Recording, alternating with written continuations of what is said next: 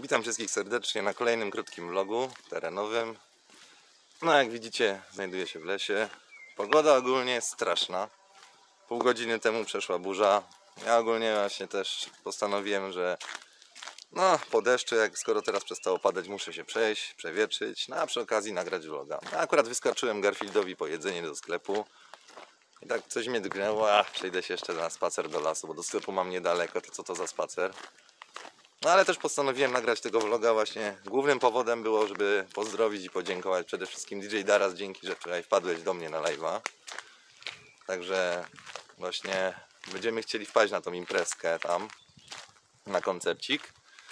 Ogólnie ode mnie Aga jest chętna i jeszcze jedna koleżanka. Także postaramy się. Mi na tym bardzo zależy, bo taka biksa to wiadomo, to lubię.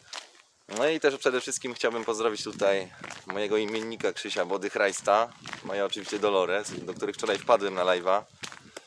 Dzięki mordki za pozdrowienia, świetnie się u Was bawiliśmy, zawsze jest miła atmosfera, świetnie się siedzi u Was.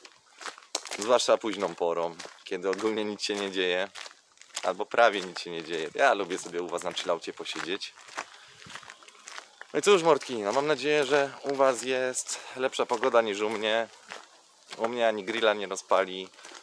Ogólnie półgodzinny spacer, może trochę dłuższy. I buty przemoczone, spodnie uwalone błotem. No cóż, tak to jest. Pogoda nie dopisuje niestety. A ma być tak do wtorku. No i mam nadzieję, że się poprawi wkrótce. Także zobaczymy.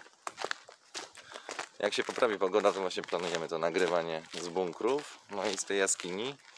Czego z jaskinią, no to wiadomo. Tam będzie potrzebna większa liczba osób. Ze względu, że ktoś musi potrzymać lampę, ktoś musi potrzymać mikrofon.